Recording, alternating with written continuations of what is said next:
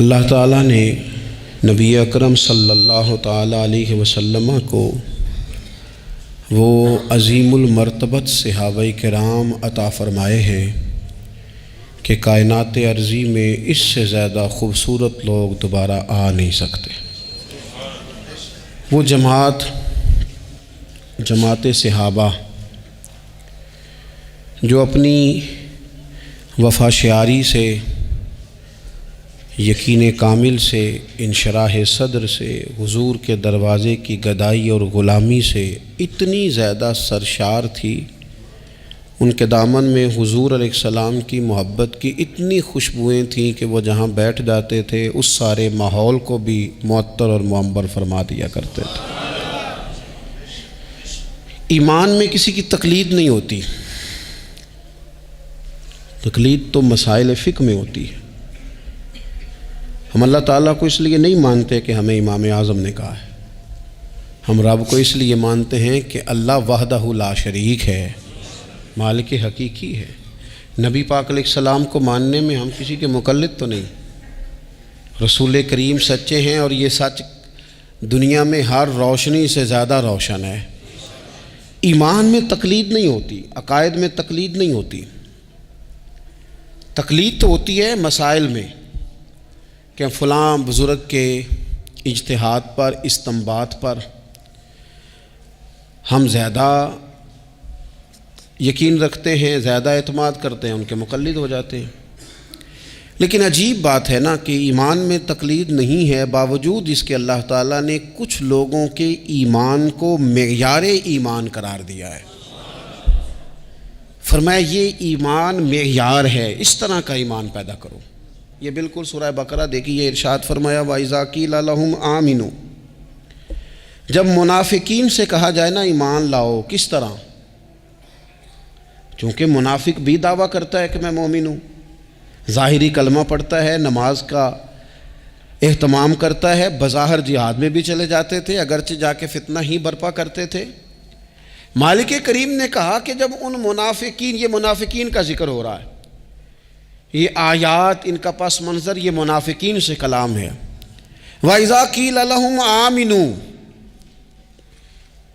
جب منافقین سے کہا جائے ایمان لاؤ، کما آمن الناس، جیسے یہ دوسرے لوگ ایمان لائے۔ یہ کون دوسرے لوگ؟ سیدنا صدیق اکبر، حضرت فاروق اعظم، حضرت عثمان غنی، سیدنا مولا علی علیہم رضوان۔ جس طرح یہ صحابہ ایمان لائے ہیں اس طرح کا ایمان لاؤ۔ ان کا ایمان یہ معیار ہے، یہ معیار ہے کہ ایمان اس طرح کا ہوتا ہے، یہ کسوٹی ہے، ذرا اس پر پرکھو، ان کی زندگی کے شب و روز کو دیکھو، پھر اس پر پرکھو، اس طرح ایمان لاؤ جس طرح یہ میرے محبوب کے صحابہ ایمان لائے ہیں۔ تو ان کا جواب بھلا کیا ہے؟ ان کا جواب بھلا کیا ہے؟ عقل کو تنقید سے فرصت نہیں۔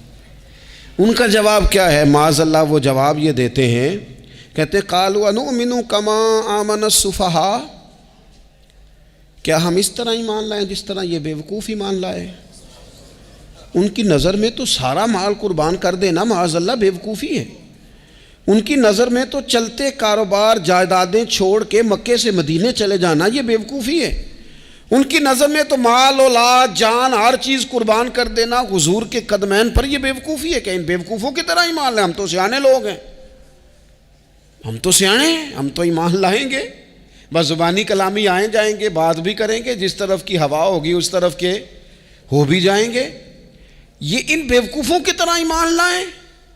کیا کہا تھا کسی نے؟ اس نے کہا تھا کہ محبت کو ظالموں نے عبادت دیا قرار۔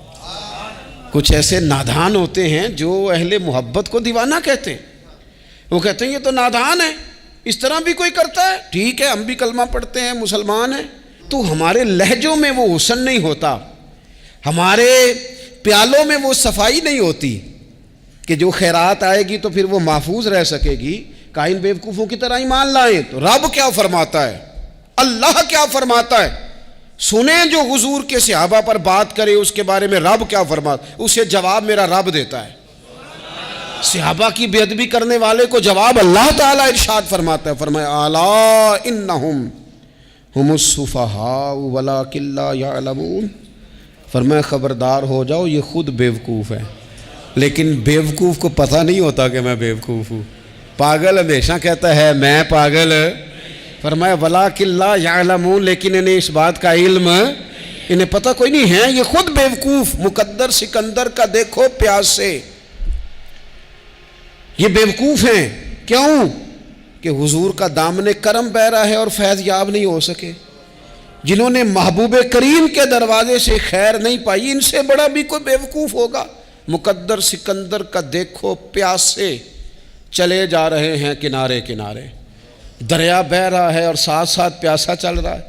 اللہ فرماتے بیوقوف لوگ ہیں جو حضور کے صحابہ پر زبان تان دراز کرتے ہیں۔ تو عزیز دوستو، ان لوگوں کا ایمان معیار ہے، ان لوگوں کا ایمان وہ ہمارے سامنے روشن نمونہ ہے، جس کی بنیاد پر ہم نے اپنے ایمان کو، تیقن کو، شب و روز کو مرتب کرنا ہے اور ترتیب دینا ہے۔ صحابہ کرام کی جماعت ساری بڑی شانوں والی، لیکن کچھ لوگ ایسے ہیں جن کا زیادہ تذکرہ نہیں ہوتا، تو بظاہر یوں محسوس ہوتا ہے کہ ہم نے عوام کو ان سے پوری طرح روشناس بھی نہیں کرایا۔ ایک شخصیت کا ذکر آج کریں گے جن کو میرے نبی پاک علیہ السلام نے فرمایا، حضور نے فرمایا، صحیح بخاری میں موجود ہے، فرمایا یہ نیک آدمی ہے۔ اور یار جسے رسول کریم کہیں بندہ نیک ہے، رجل صالح، حضور نے فرمایا نیک آدمی ہے، جو بالغ نہیں ہوئے تھے اور اس سے پہلے ہی کلمہ پڑھ لیا تھا، جو حج کے مسائل سب سے زیادہ جانتے تھے، جنہوں نے 60 سال مکے اور مدینے میں فتویٰ دیا، صحابہ ان سے فتویٰ لینے آتے تھے، جو بدر کی جنگ میں بھی گئے، احد میں بھی گئے، پر محبوب نے فرمایا عمر تھوڑی ہے، ابھی واپس جائیے۔ خندق میں شریک ہوئے اور اس کے بعد ہر جنگ میں شریک ہوئے۔ مستدرک میں موجود ہے، حضرت جابر ابن عبداللہ فرمایا کرتے تھے زمانہ بدلا تو کچھ لوگوں میں بھی تبدیلیاں آئیں، میں نے بڑی دنیا بدلتی دیکھی، پر جن لوگوں کو نہیں بدلتے دیکھا نا، ان میں یہ شخصیت ہے جو ہمیشہ ہر دور میں، ہر عمر میں نبی پاک کے طریقوں پر پوری طرح کاربند رہے، اوڑھنا بچھونا، اٹھنا بیٹھنا چلنا، ہر وقت حضور کی محبت میں غرق ہو کے کیا۔ کون ہے بھلا؟ حضرت عمر کے بیٹے سیدنا عبداللہ ابن عمر رضی اللہ تعالی عنہ، ابھی بالغ نہیں ہوئے تھے، مسلمان ہو گئے، اور زندگی ساری مصلے سے لگ کے گزاری، عبادت کی، ریاضت کی، تقوی، جد و جہد، معاملہ فہمی، جہاد۔ والد امیر المومنین ہے، لیکن صاحبزادے کی خواہش ہے کہ مجھے فوج میں بھیجو، میں جہاد کرنا چاہتا ہوں، اور جہاد بھی سپہ سالار بن کے نہیں، سپاہی بن کے کرنا چاہتا ہوں۔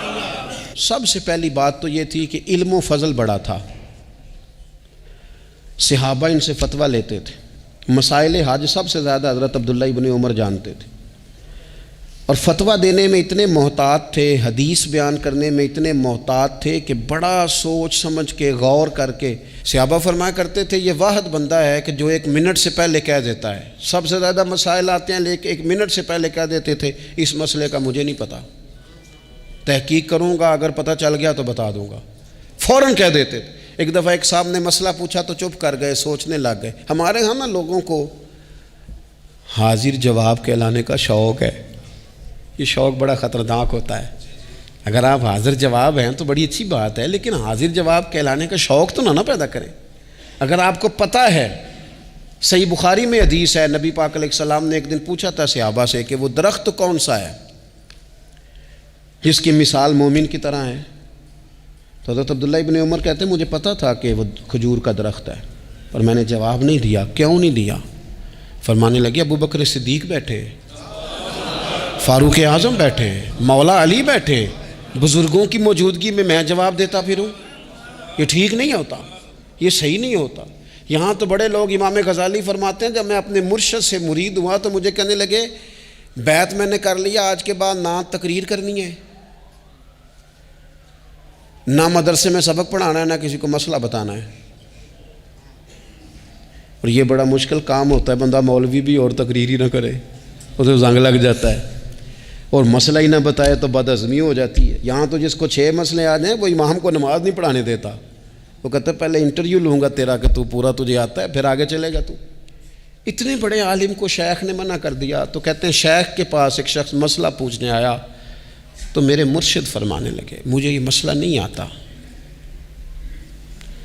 تو امام صاحب کہتے ہیں کہ میں نے اسے کہا مجھے آتا ہے، میں بتاؤں؟ کہتے ہیں میرے شیخ مسکرا پڑے، کہنے لگے غزالی میں تو تیرے ساتھ ساتھ اپنی میں بھی مارنا چاہتا تھا، پر تیری ابھی مری نہیں، پر تو کہتا ہے میں بتاتا ہوں۔ کچھ دیر چھوڑ دے، سارے مسئلے بتانے نہیں چاہیے، کچھ پہ عمل بھی کرنا چاہیے۔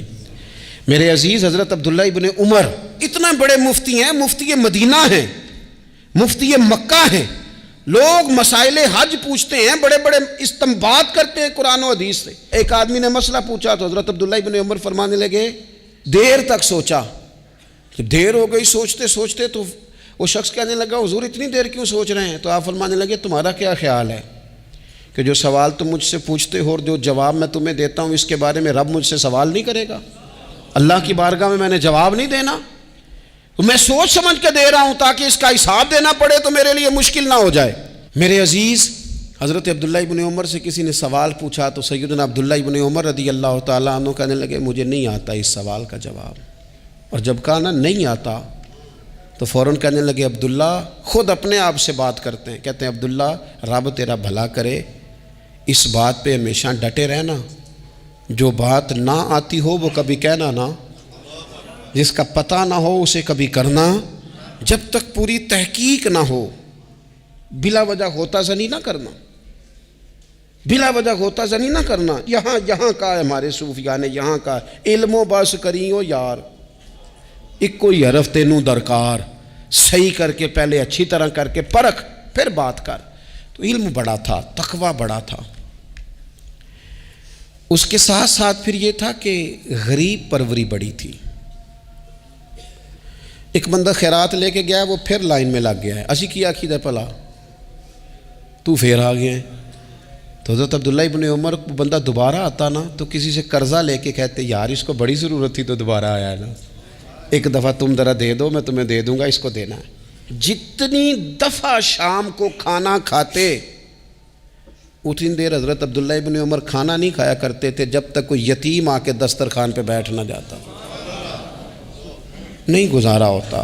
اور یار کیسے لوگ کھا لیتے ہیں، اعلیٰ غذائیں کھا رہے ہیں، اور ایک طرف ایک بہن مجبور بیٹھی ہے، بھائی مجبور بیٹھا ہے، سسرالی رشتہ داروں میں لوگ مجبور بیٹھے ہیں، عزیزوں میں لوگ مجبور بیٹھے ہیں، یتیم غریب مسکین، اور یہ روز نئے سے نیا ذائقہ، جب تک یتیم نہ ہوتا کھانا نہ کھاتے۔ اور صدقات و خیرات بھی کرتے تو جس طرح ہم کرتے ہیں نا، ناراض نہ ہونا۔ کبھی کبھی نا بعض لوگوں کو بانٹتے دیکھتے ہیں تو تکلیف ہوتی ہے، آپ نے دینا تو ہے تو اگر خوش دلی سے دے دیں، عطا تو کرنا ہے تو اگر چلو صحیح طریقے سے ہو جائے، ہنس کھیل کے ہو جائے، پریشان نہ کیا جائے سائل کو، یہ کتنا اچھا ہے۔ ان صوفیاء کا بھی ہم نے تذکرہ کتابوں میں پڑھا ہے جو کہا کرتے تھے اگر رب نے دروازے پہ کسی کو بھیجا ہے تو اس کا مطلب ہے اللہ راضی ہے، لیکن ہمارا لہجہ اتنا سخت ہوتا ہے۔ حضرت عبداللہ ابن عمر ایک اونٹنی پہ بیٹھے تھے، اونٹنی بڑی پیاری لگی، بڑی خوبصورت تھی، بڑی بہترین تھی، بڑی صاف ستھری تھی، تو 2-3 دفعہ اپنے غلام سے کہا یار بڑی پیاری ہے، بڑی خوبصورت ہے، دیکھو اس کا چلنے کا انداز کتنا نرالا ہے۔ آج کل بھی ڈرائیور گاڑی چلاتے ہیں تو کہتے ہیں بڑی ہلکی پھلکی ہے جی، بریکیں بھی بڑی ٹھیک ہیں جی اس کی، فلاں معاملہ بھی اس کا بڑا صحیح ہے۔ وہ اتنی پسند آئی اونٹنی تو اونٹنی سے اترتے ہی فوراً کہنے لگے اس کو نشان لگا کے قربانی کے جانوروں میں چھوڑ دو، یہ زیادہ پیاری ہے، اسے رب کے رستے میں خیرات کریں گے۔ کیوں؟ ایک باریک نکتہ صوفیاء نے بیان کیا ہے۔ اللہ کے نیک بندے کہتے ہیں کسی جگہ بھی تمہارا دل اللہ رسول کے مقابلے میں الجھنا نہیں چاہیے۔ کوئی ایسی چیز جو رکاوٹ بن رہی ہو، رکاوٹ، وہ کیا کہتے ہیں کچرا آ گیا ہے، اس کچرے کو لوگ ٹھیک نہیں کرتے، کہتے نکال دو تاکہ معاملہ صحیح رہے۔ ایک چھوٹا سا باریک سا ہلکا سا دھاگے کی طرح کا ایک ٹکڑا اگر کسی وقت گوشت کا آپ کے دانت میں الجھ جائے نا، وہ سارا ذائقہ تباہ کر دیتا ہے۔ لوگ مختلف چیزیں لے کے خلال کرتے ہیں دانتوں کا تاکہ وہ نکل جائے، کیونکہ ذرا سی بھی چیز اگر کسی جگہ رکاوٹ بن جائے نا، آپ بڑا بہترین کھانا کھا رہے تھے، زبردست غذا آپ کھا رہے تھے، ایک صرف اس میں نا ہلکا سا دانہ ایسا آیا جو سخت تھا، کچرا آ گیا، روڑا آ گیا، تو وہ سارے کھانے کا ذائقہ تباہ کر دیتا ہے۔ بعض لوگ ایسے ہوتے ہیں کہ ایک بال نکل آئے نا کبھی کھانے میں سے تو کھانا چھوڑ دیتے ہیں، کہتے ہیں یار یہ سارا ذائقہ خراب ہو گیا۔ ہمارے ساتھ یہ ہوا ہے، یہ تو ہے نا دنیاوی معاملات، اسی طرح کا مسئلہ روحانی زندگی میں ہوتا ہے۔ کئی دفعہ نا ہم ماننے کو تیار نہیں ہوتے، لیکن ہمارے اوپر دولت کی محبت پوری طرح سوار ہوتی ہے، وہ سجدے میں ذوق آنے نہیں دیتی۔ شہرت کی محبت پوری طرح سوار ہوتی ہے، وہ درود و سلام کا، ذکر کا، عبادت کا ذائقہ لگنے نہیں دیتی۔ وہ جو کہا تھا نا والذین آمنوا اشد حبا للہ، ایمان والے سب سے بڑھ کر اللہ سے پیار کرتے ہیں، سب سے بڑھ کر رسول اللہ صلی اللہ علیہ وسلم سے محبت کرتے ہیں۔ کیوں کہا گیا تھا؟ اس لیے کہ ان محبتوں کے مقابلے میں ذرا بھی کوئی اور محبت آتی ہے روحانی ذائقہ خراب کر دیتی ہے، ہمارا دل نہیں لگتا، ہم بور ہوتے ہیں، ہم پریشان ہوتے ہیں۔ مسئلہ یہ ہے کہ جس دل میں صرف رب رسول کو ہونا چاہیے تھا وہاں شہرت آ گئی ہے، شہرت کی محبت آ گئی ہے، دکھاوا آ گیا ہے، مال آ گیا ہے، کئی قسم کے ہم نے بت معاذ اللہ اکٹھے کر لیے ہیں، اور پھر وہ ساری کیف مستی آئے۔ یہ کیسے ہو سکتا ہے؟ حضرت عبداللہ ابن عمر رضی اللہ تعالیٰ عنہ کے پاس ایک گدھا تھا، ہم پنجابی میں تو کہا کرتے تھے کہ بڑا ساؤ جانور ہے، بڑا دھیما ہے، بڑا اچھا ہے، سواری بھی کرتے تھے اس پہ، اس پر بوجھ بھی رکھتے تھے، اور بھی کئی کام، جانوروں کا چارہ بھی اس پہ رکھ کے لایا جاتا تھا۔ بہت سارے لوگ اس کی تعریف کرتے تھے کہ ظاہر ہے اس وقت یہ جانور ہر گھر کی ضرورت ہوتے تھے، لوگوں نے بڑی تعریف کی کہ جناب یہ گدھا بڑا اچھا ہے، بڑا عمدہ ہے۔ اب بعض چیزیں ایسی ہوتی ہیں جن سے دل لگ جاتا ہے۔ کچھ نوجوانوں نے گھروں میں بلی رکھی ہوتی ہے، گھوڑا رکھا ہوتا ہے، جانور رکھے ہوتے ہیں، ان کی پوری توجہ انہماک۔ ہم دیکھتے تھے دیہاتوں میں کہ بزرگ اگر کہیں چلے جاتے تھے سفر پہ تو وہاں سے بھی پیغام بھیجتے تھے کہ گائے کو چارہ ڈالا کہ نہیں، بھینس کو نکالا کہ نہیں، تم نے باڑے سے دھوپ چھاؤں کا خیال کیا کہ نہیں، وہ چیز ذہن میں آ جاتی تھی۔ حضرت عبداللہ ابن عمر رضی اللہ تعالیٰ عنہ وہ گدھا چونکہ بڑا پیارا تھا، بڑا اچھا جانور تھا اور بڑے کام کرتا تھا، بہت سارے معاملات گھر کے اور کھیتی باڑی کے اس کے ذمے تھے، تو گھر والے بھی کہتے کہ اس جانور کی وجہ سے بڑی خیر ہے، بڑے کام ہو جاتے ہیں، آپ کا بھی خیال تھا۔ حضرت عبداللہ ابن عمر ایک دن گھوڑے سے نیچے اترے یا اس گدھے سے نیچے اترے تو خادم کو بلا کے کہنے لگے اسے لے جاؤ اور بیچ کے پیسے اللہ کے راستے میں خیرات کر دو۔ اب وہ خادم کا بھی اس سے دل لگ گیا تھا، جانور گھر میں ہوتا ہے دلچسپی ہو جاتی، کہنے لگا حضور وہ سارا محلہ تو اس کی تعریف کرتا ہے، سارے خاندان والے تو اس جانور سے دلچسپی رکھتے ہیں اور آپ بیچ رہے ہیں۔ آپ فرمانے لگے جس طرح سب کا دل اس کی طرف ہے نا کہ اچھا جانور ہے، میرا بھی ہو گیا ہے، لیکن میں اپنے دل کو سوائے رب رسول کے کسی اور طرف ہوتا دیکھ نہیں سکتا۔ اعظم بلا سے اپنی وہ ہستی ہی کیوں نہ ہو، اعظم بلا سے اپنی وہ ہستی ہی کیوں نہ ہو، جو چیز اس کی راہ میں حائل ہو پھونک دو، جلا دو ایسی ساری چیزیں جو ان کے راستے میں آتی ہیں۔ فرمایا اس کی طرف توجہ ہونے لگی ہے، لہٰذا میں اسے اب رکھ سکتا۔ مزاج تھا، طبیعت تھی، طریقہ اس طرح کا تھا کہ وہ پھر ایک اور بات بڑی خوب تھی۔ حضرت عبداللہ ابن عمر ان لوگوں کی پذیرائی بڑی کرتے تھے جو خیر کا کام کرتے تھے۔ دینی کام کوئی بندہ بھی کرے اس کی پذیرائی ہو، اس کی تعریف ہو، خیر کے جملے ہوں تاکہ دینداری پھیلے۔ حضرت عبداللہ ابن عمر رضی اللہ تعالیٰ عنہ کو نا غلام آزاد کرانے کا بڑا شوق تھا۔ دیکھیں نا ایک بندہ کسی نے خرید لیا ہے، وہ اس کا پابند ہے، بڑی تکلیف میں ہوتے تھے لوگ۔ غلام 1000 سے زیادہ غلام آپ نے آزاد کرائے، تو آپ جب غلام خریدتے تھے نا تو نظر کرتے تھے جو غلام ذرا زیادہ نمازیں پڑھتا اسے آزاد کر دیتے۔ تو غلاموں نے اس طرح کیا، انہیں پتہ چل گیا، انہوں نے بھی نا لمبی لمبی نمازیں شروع کر دی، تو حضرت عبداللہ ابن عمر کو پتہ چلتا، آزاد کر دیتے۔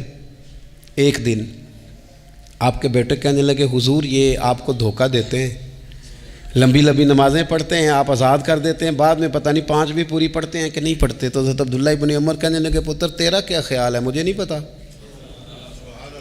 کہا حضور پتہ ہے۔ فرمانے لگے یہ مجھے رب کے نام پر دھوکہ دینا چاہتے ہیں، جو رب کے نام پہ دھوکہ دے روز دے، میں روز دھوکہ کھانے کو تیار ہوں۔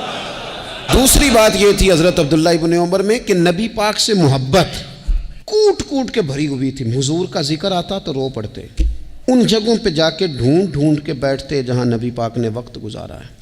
ایک درخت کا پتہ چلا کہ یہاں حضور تھوڑی دیر آرام فرما ہوئے تھے، انہوں نے دیکھا تھا یا انہیں معلومات ہوئی، تو ہمیشہ اس درخت کو پانی دیتے، اس کا خیال کرتے، کہتے یہ درخت ہمیشہ تر و تازہ رہے، یہاں میرے نبی پاک نے تھوڑا وقت گزارا ہے۔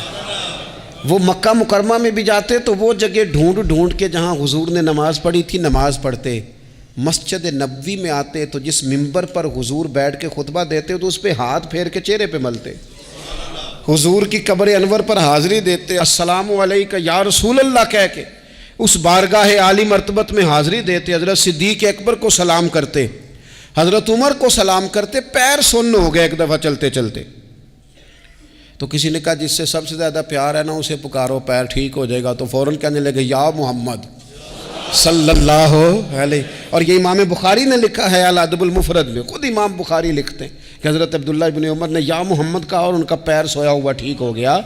یہ لوگ بڑی محبت کرنے والے، آپ فرمایا کرتے تھے شاید زندگی میں لوگوں نے کسی سے اتنا پیار کیا ہو جتنا نبی پاک علیہ السلام کے غلاموں نے مجھ سے کیا ہے۔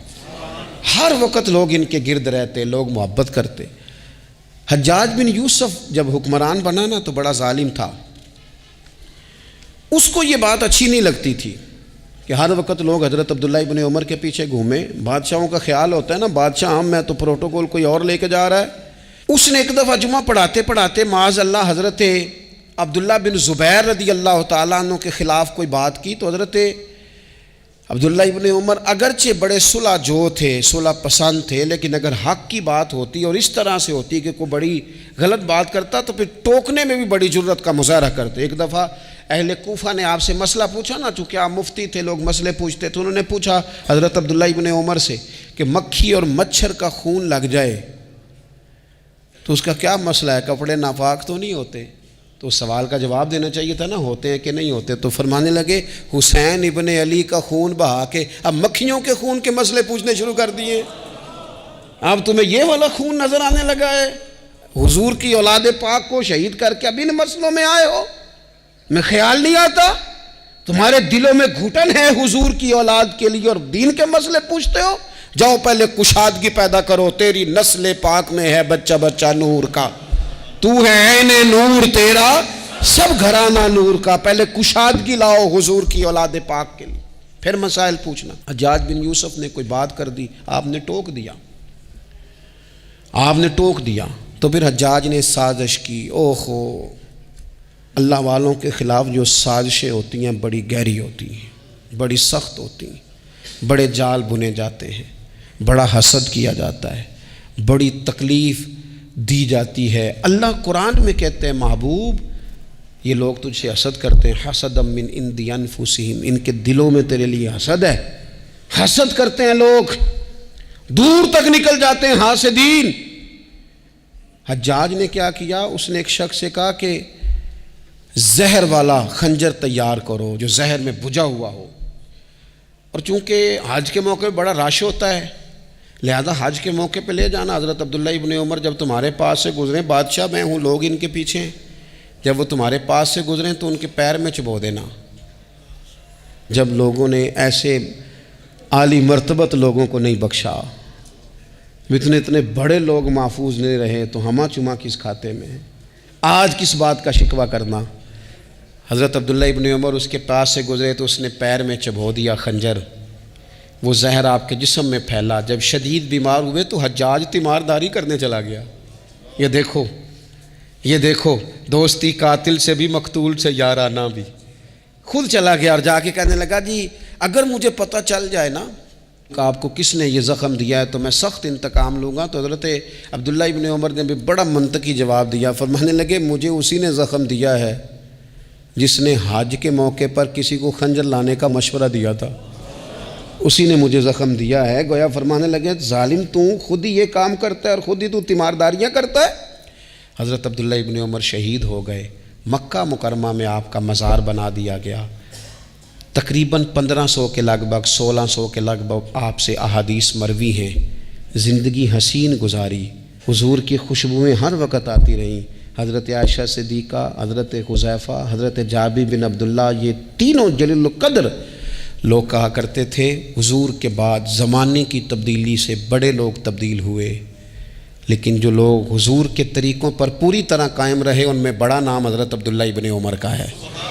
بڑا نام، رات بھر عبادت کرتے اور دن کو ظہر سے عصر تک اللہ کی یاد میں مصروف رہتے۔ 3 باتیں اپنی زندگی میں سمجھیں، ایک تو جس بات کا پتہ نہیں ہے اس کو کبھی ڈسکس نہ کریں، یہ ہمیں حضرت عبداللہ ابن عمر کی زندگی نے بتایا۔ اور دوسری بات یہ ہے کہ کوشش کریں، سخاوت کرنی ہے اللہ کی رضا کے لیے، تو اس میں اللہ کی رضا ہی پیش نظر ہو۔ اور تیسری بات یہ، جتنا ہو سکے اپنے آپ کو حضور کے دروازے کے قریب کریں، نبی پاک کے رستوں کا مسافر بنیں۔ جس طرح بھی حالات بڑے بڑے بدلتے ہیں، لیکن اپنی جو اصل ہے نا، اس اصل پر ہمیشہ قائم رہیں۔ اللہ مجھے اور آپ کو عمل کی توفیق عطا کرے۔